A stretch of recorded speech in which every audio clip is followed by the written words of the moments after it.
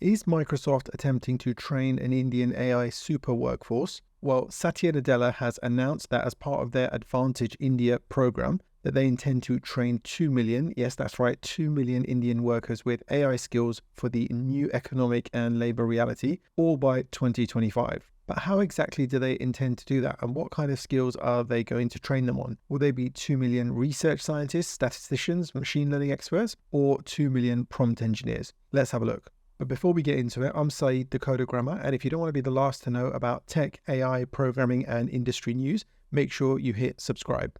All right, so first things first, I don't even know exactly how you're meant to pronounce Advantage India with the I shoehorned in there, the I being the I from AI. It's a weird title. I think probably the marketing team could have done a bit better. Now, this is all part of the Microsoft Skills for Jobs program. And if you want to know more about this program, I'll include a link to this in the description below. Now, the idea behind the Advantage India program is to accelerate India's AI transformation, which of course long-term benefits Microsoft with a ready and willing workforce. And with the rise of India's tech capabilities, new demand, and therefore a new customer base for the very products that they're building. So the Advantage program will focus on training in Tier 1 and Tier 2 cities. Tier 1 and Tier 2 here refers to the scale of the cities. They'll be focusing on 3 key areas to create AI fluency. Number 1 is equipping India's future workforce. Number 2 is upskilling government officials in AI, basically using AI tools. And thirdly, building AI capabilities at non-profits. Now, they mentioned the big number 2 million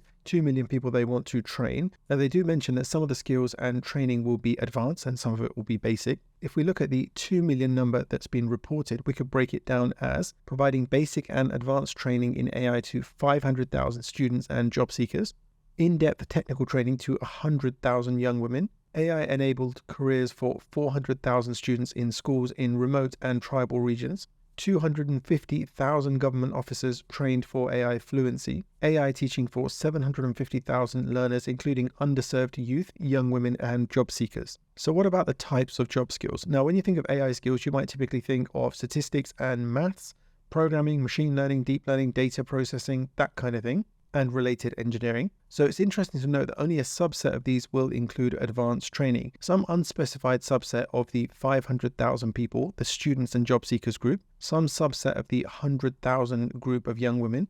The rest of the 2 million seem to be training for folks to utilize AI in their work and lives. So if we look at the proportion of people getting advanced training, we could maybe guess that it would be 20% of the 500,000 group, which leaves 100,000 people. And there's 100,000 in the second group, which is the young women group, to receive in-depth technical training. So that looks more like 200,000 people, about 10% of the 2 million who would receive advanced AI training, and the remaining 1.8 million people would receive training in AI fluency using AI tools, how generative AI works and that kind of thing, and how it can help them in their day-to-day work and their careers. So what exactly is Microsoft's history in India? Well, they've been there since 1990. Microsoft currently employs 23,000 people in India, which is a bit less than I thought, but still quite a big number. They operate from 10 cities there, so quite a presence. And these folks are engaged in sales and marketing, research, development, customer support, and industry solutions. So why is Microsoft so focused on India for their AI push? Well, India has a population of 1.4 billion people, with more than 50% of their population being below the age of 25. This keynote from the recent trip to India does give some insights as to why there's such an emphasis on growing there. Number 1, we know India's got 100,000 startups. We're the third largest startup ecosystem in the world. But do you know India is producing 100 new startups every day? 100 new startups are coming up around you, a lot of them in Bangalore and Hyderabad and different cities. But 100 new startups, which is more than any other country in the world. And that's an outstanding number. Every sixth, that's worth a clap for sure. Thank you. I'll give you another statistic which is worth a clap, and I'm kind of edging for claps now. But every sixth AI developer in the world today, every sixth AI developer, AI researcher is coming from our nation. Every sixth developer.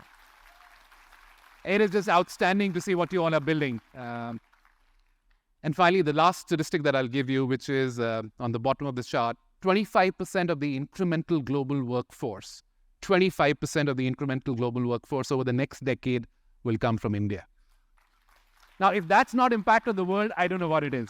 Or you can see that there's some pretty compelling statistics and numbers there that give Microsoft that incentive to invest. So essentially, there's already momentum there. India has a large population in what is still a lower cost-based location to operate from. If you look at this report from Deloitte, you can see that India has made major strides in tech as the key drivers of their economic transformation. This now puts them in a growth posture with the right foundations ripe to make use of such training. You can see from this chart showing real GDP predictions showing strong expected growth even in the pessimistic forecast. So Microsoft being an international business, I'm sure that many other places could have benefited from this investment, but you can certainly understand why Microsoft would select India. And there was a lot more going on this India trip. So if you want to know more about Satya's trip in particular, you can check out this page, and I'll include a link to this in the description below. Now, Microsoft's main AI offering comes under the banner of Copilot. At one time, this was a coding assistant, but now they seem to be using it as a wider tool that offers AI assistance in almost every aspect of Microsoft's products. In reality, they are probably different types of models used in different business cases. You can actually use it the way you use ChatGPT, so let's give it a try.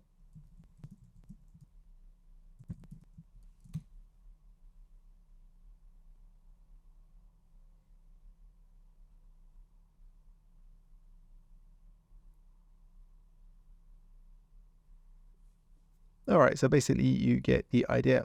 And this article mentions that research on early users of Microsoft Copilot 365 report that they were 29% faster in a series of tasks. Let's have a quick look at some of the numbers. So 70% of Copilot users said they were more productive, and 68% said it improved the quality of their work. Obviously, that means that 30% didn't think they were more productive. Overall, users were 29% faster in a series of tasks. Users were able to get caught up on a missed meeting nearly 4 times faster. 64% said that it helped them spend less time processing email, and 77% of users said once they used Copilot, they didn't want to give it up. I mean, that's kind of a strange question, because why wouldn't you? Why wouldn't you have more tools even if you only used it occasionally? That's not a massively helpful question, but you can see that they've had some pretty good results. Now, if we pop over to Reddit, you can see that there's some skepticism. Why isn't this training focused on the US? Many people have commented the fact that, why should it matter? It's a capitalist economy, and Microsoft has no obligations to anyone. They can operate from anywhere. And if India happens to have a big enough population that's got the right foundations and a lower cost base, then why wouldn't they? Optimistic Futures mentions that in a global context, it makes sense. Why should the relatively wealthy Americans get the jobs that Indians are willing to do for less? Let me know in the comments below whether you think they made the right choice to invest in India, or whether that would have been better done somewhere else like the US.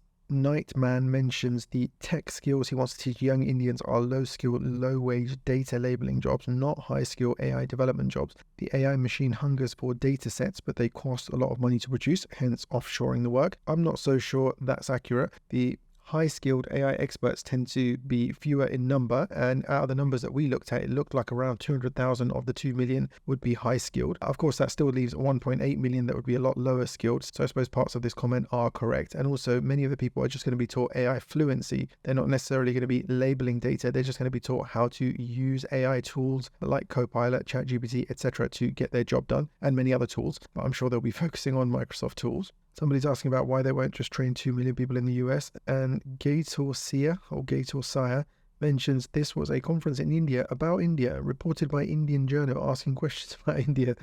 Yeah, so some interesting perspectives here. Let me know what you think in the comments below. And if you want to be kept up to date with AI, tech, and programming news, then make sure you subscribe. Thank you for watching.